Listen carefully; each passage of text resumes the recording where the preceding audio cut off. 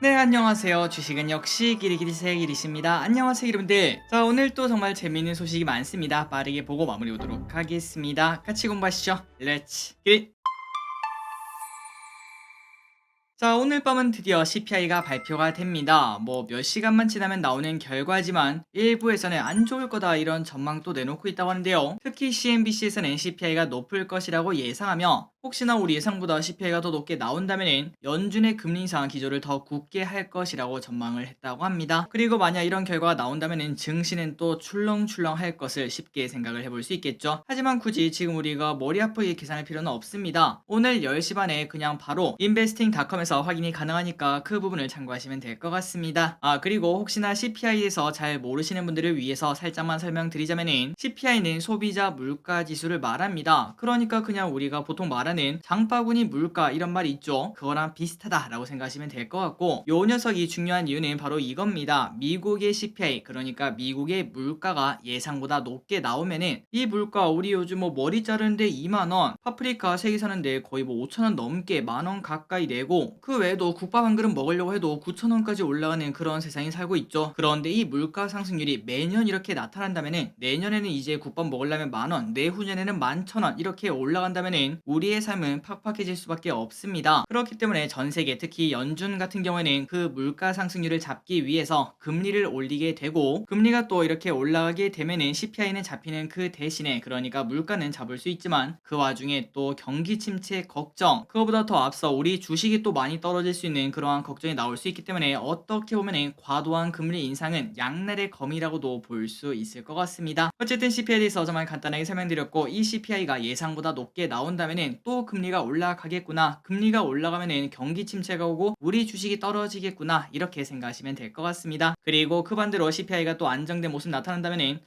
이제는 더 이상 금리 올라가지 않겠다, 이제 주식하기 또 좋은 날 오고 경기 침체 걱정도 그렇게 크게 안 해도 되겠네 라는 이야기도 충분히 나올 수 있겠죠. 오늘 10시 반 한번 보도록 하겠습니다. 다음입니다. 마이크로소프트 목표가 상향. 요즘 들어 챗 GPT의 진심인 MS, 이에 맞춰 글로벌 투자 은행들이 MS의 목표 주가를 상승시키고 있다고 합니다. 여기에 맞춰 어제 주가도 3%나 상승을 했네요. 그렇다면 마이크로소프트의 목표 주가가 지금 올라간 이유가 뭔가? 바로 오픈 AI, 챗 GPT와의 협력 기대감 때문에 그렇습니다. 지금 현재 마이크로소프트가 구글이 압도적으로 장악하고 있는 검색 시장의 지배력, 이거를 흔들 수 있는 그런 기업이 될 수 있다는 거겠죠. 기대감이 나타나고 있다고 합니다. 실제로 또 구글이 흔들린다면 그 빈자리 마이크로소프트가 빠르게 침투할 것이며, 그런 결과가 나타난다면 빅테크의 엄청난 지각 변동이 나타난다라고도 볼 수 있겠죠. 그래서 지금 이런 이유 때문에 게임 체인저로 불리는 AI, 과연 게임 체인저가 진짜 맞을지, 아니면 한 6개월, 1년 정도 지나서 보면은 뭐야, 그때는 될 줄 알았는데 지금 보니까 뭐 아무것도 아니네, 별거 아니네, 이런 뭐 지금 보면 NFT 그런 거라고 볼 수 있겠죠. 그런 것처럼 평가를 받을지 우리가 한번 꼭 생각을 해보고 빠르게 여기에 관련된 투자를 진행을 해야 될 것 같습니다.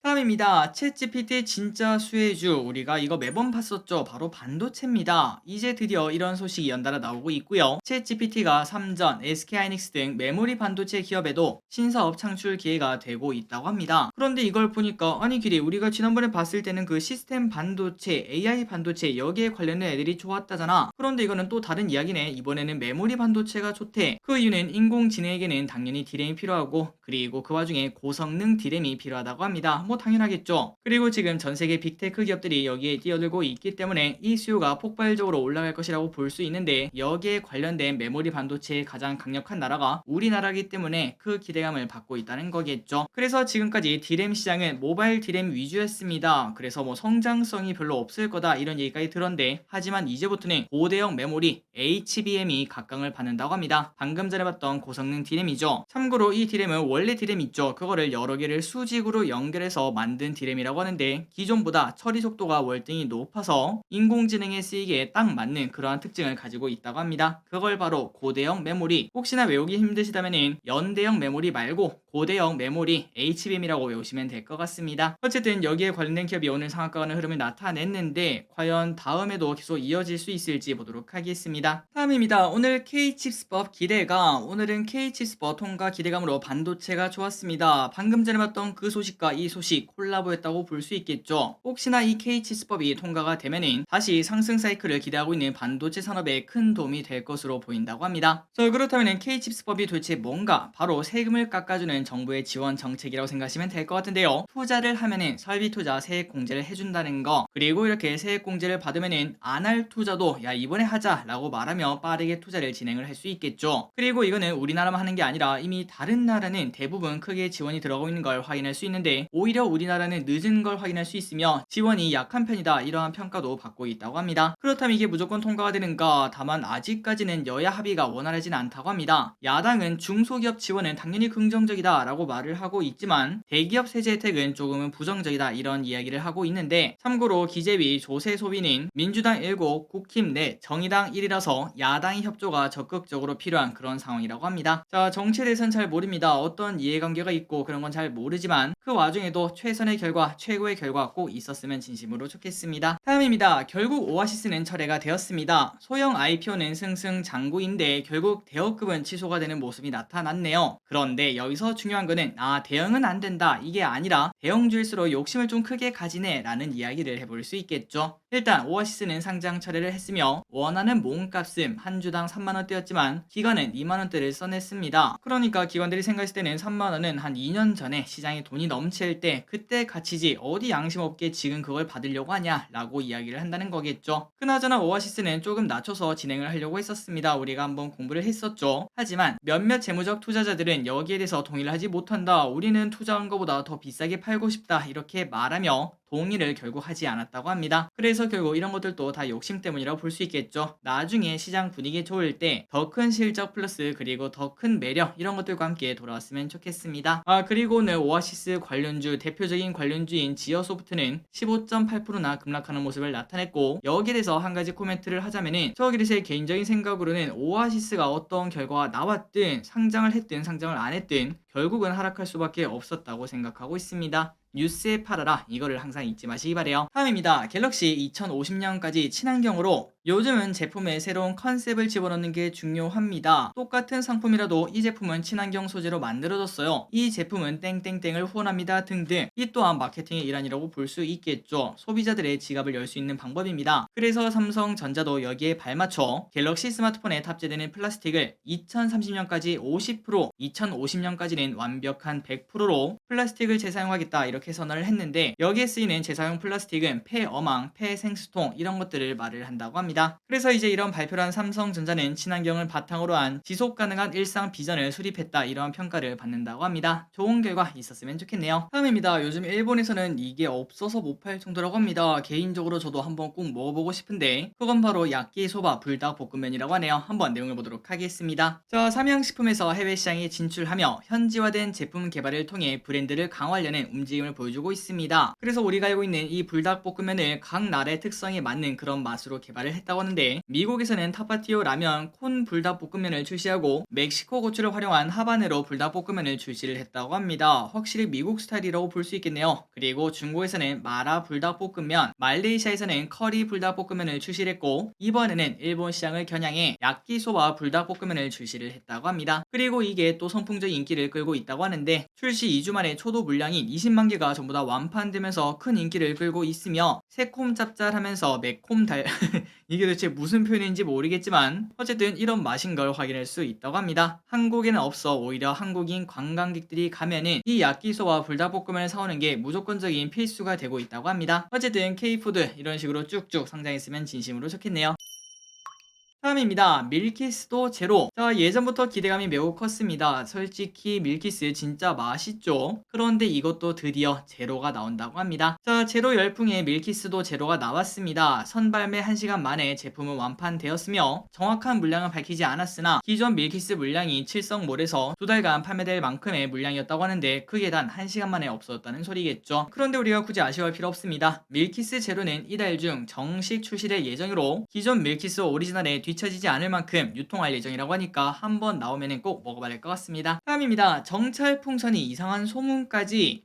야, 이거 보고 깜짝 놀랐습니다. 역시 미국인가 라는 생각이 들더라고요. 내용을 한번 보자면은 벌써 어느덧 미국이 미확인 비행체를 4개나 격추시켰습니다. 그런데 첫 번째 풍선은 우리가 뭐 알다시피 중국 것이라고 발표를 했었죠. 그런데 그 이후 3개는 아무 말 없이 정체도 그리고 그게 뭔지 이런 것들 전부 다 밝히지 않고 있다고 하는데, 그러다 보니까 미국인들은 이러한 질문을 했다고 합니다. 혹시 이거 외계인에 관련된 물체인가요? 당연히 아니겠죠. 그런데 또 그 와중에 미국은 외계인 또는 외계 활동의 징후는 없다 이렇게 또 답변을 했다고 합니다. 그런데 우리가 이거를 그냥 웃고 넘겼으면 좋겠지만 그럴 일은 아니겠죠. 아직까지 이후에 격초한 세계에 대해서는 수거를 하지 못해서 뭐 밝혀진 바가 없다고 하며 나중에 수거가 되면은 목적과 어디 건지 등 이런 것들을 발표할 것이라고 볼 수 있습니다. 다만 이 와중에 G2의 분쟁이 계속 커지는 거 아닌가 이러한 걱정이 스물스물 올라오고 있다고 하니까 한번 관심 있게 계속 보도록 하겠습니다. 다음입니다. 요즘 본디가 유행 그런데 또 난리 이게 뭔 소리인지 한번 보도록 할게요. 왼쪽에 보이시는 게 바로 본디 어플인데 일단 귀엽게 생겼네요. 요즘 들어서 싱가포르에 본사를 둔 메타드림이 만든 본디 이 본디가 최근 유행이라고 합니다. 한번 여러분들이 사진을 찾아보시면은 싸이월드 같은 느낌을 받을 수 있고 그리고 이거는 약간 폐쇄적인 SNS로 유명하다고 합니다. 친구 50명까지만 소통을 할 수 있다고 해요. 그러니까 다른 SNS 광범위한 거랑 좀 다르다고 볼 수 있겠죠. 그런데 이게 통했습니다. 이 어플은 애플, 구글 플레이 인기 앱 1등에 등극할 정도로 현재 우리나라에서 인기가 좋고 그런데 요즘 한 가지 소문에 시달리고 있는데 이런 소식이 나오자 어제 여기 본디에 관련된 기업이 상한가에 가는 그런 흐름을 나타냈죠. 하지만 요즘 또 한 가지 소문에 시달리고 있습니다. 바로 이 어플의 국적이 어디냐? 싱가포르가 아니라 중국이다 이런 소문이 있다고 하는데 그렇다면 아니땐 굴뚝에 연기가 난 걸까요? 한번 보자면은 애초에 본디는 작년에 중국에서 출시돼 반짝 인기를 끌었던 중국 소설 앱 젤리가 기반이라고 합니다. 그러니까 이미 비슷한 어플이 중국에서 한 달 정도 출시된 바 있었고 그리고 그때도 위챗과 틱톡을 제치고 1위에 등극할 정도로 엄청난 인기였는데 하지만 한 달 만에 개인정보 침해 등 이런 것들 때문에 그냥 날라간 어플이라고 합니다. 그런데 그게 이제 한국에 1년 만에 다시 돌아오니까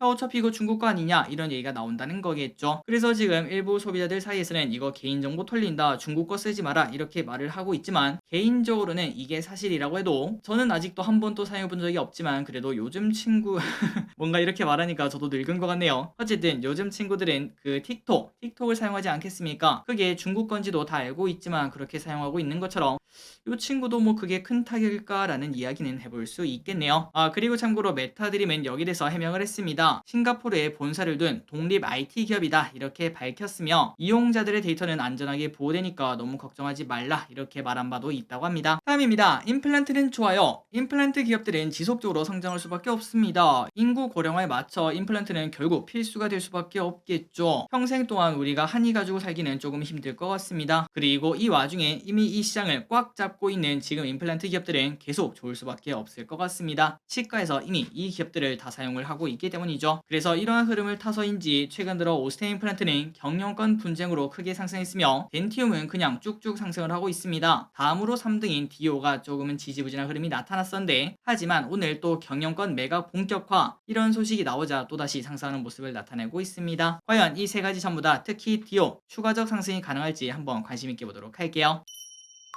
다음으로 SM 관련 소식을 보도록 하겠습니다. 저 SM 무려 9년 만에 코스닥 시총 10위권에 복귀를 했다고 합니다. 최근 들어 경영권 분쟁으로 이슈가 되면서 큰 폭으로 상승했다고 볼 수 있겠죠. 그래서 여러분들이 차트를 보다시피 쭉쭉쭉 급등하고 있었는데 하지만 증권가에서는 근데 이거 단기간에 좀 너무 많이 올랐습니다. 그래서 추가적인 상승 여력은 크지 않다라고 분석을 했으며 그리고 또 여러 시나리오가 있지 않겠습니까? 향후 카카오가 경영권 분쟁에 참전할지 여기에 따라서 추가 상승이 가능할 수도 있고 혹은 신주 발행 취소 여기에 대한 판결이 어떻게 될지에 따라서 주가의 방향성이 달라질 수 있기 때문에 지금 당장 뭐 어디 방향으로 갈 것 같다 이렇게 예측하기는 조금 어렵다고 합니다. 다음으로 LG전자를 보도록 하겠습니다. 최근 들어 연기금이 쭉쭉 아니죠 쓸어가고 있는 LG전자 지속적인 주가 상승이 나타나고 있습니다. 그리고 이 와중에 전장 수주 잔고가 연말에 100조에 달할 것이다 이러한 예상이 나타나며 증권가의 러브콜이 등장을 했다고 합니다. 자 KB증권은 지난해 전장 사업 부분 매출이 처음으로 전체 10.4%를 차지하며 최대 매출을 기록을 했습니다. 게다가 올해는 전년비 25% 더 증가한 모습 10.8조 원의 매출을 기록할 것이며 이는 사상 최대 매출액 달성이 기대가 된다고 합니다. 그러면서 올 연말 전장 사업 수주 잔고는 100조에 근접할 것이다. 그런데 이 와중에 지금 퍼는 8.7배